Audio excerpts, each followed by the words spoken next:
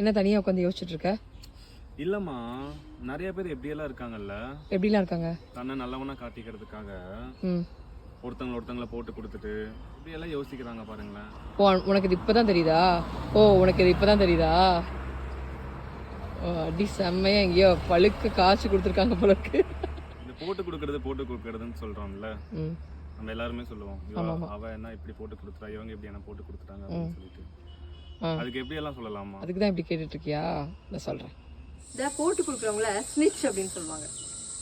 அதாவது போலீஸ்க்கு போட்டு கொடுக்குறாங்கல்ல, இன்ஃபார்மர்ஸ், அவங்களா இருந்தாலும் சரி, டீச்சர்ஸ்க்கு வந்து போட்டு கொடுப்பாங்க பார்த்தீங்களா சில பேர், அதை வந்து ஸ்னிட்ச் அப்படின்னு சொல்லுவாங்க. ஹையர் அத்தாரிட்டிஸ்க்கு போட்டு கொடுக்குறவங்க பேர் வந்து என்ன, ஒன்று இன்ஃபார்மர், இல்லாட்டினா ட்ரெய்ட்டர், இல்லாட்டினா ஸ்னிட்ச் அப்படின்னு சொல்லுவாங்க. ஹீ ஸ்னிட்சஸ் ஆன் மீ அப்படின்னு சொல்லுவாங்க. இன்னொன்று வந்து என்னன்னா டேட்டில் teller, he details on me அப்படின்னு சொல்லலாம்.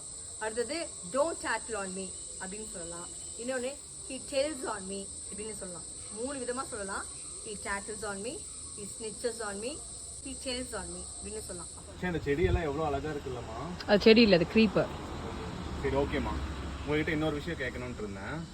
இந்த துரோகம் பண்றதுன்னு சொல்லுவாங்கல்ல, இவங்க எனக்கு துரோகம் பண்ணிட்டே இருக்காங்க, இவ பாரு எனக்கு எப்படி துரோகம் பண்ணிட்டா, இந்த குடும்பம் எனக்கு துரோகம் பண்ணது அப்படின்னு எல்லாம் சொல்லுவாங்கல்ல.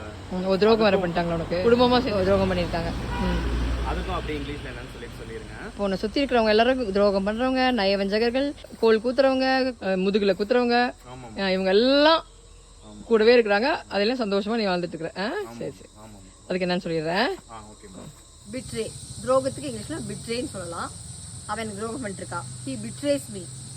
அவன் எனக்கு துரோகம் பண்ணா, he betrayed me. துரோகம் பண்ணாத, don't betray her.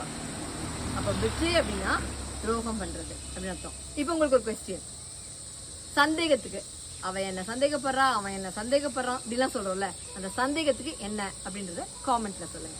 Bye, thanks for வாட்சிங்.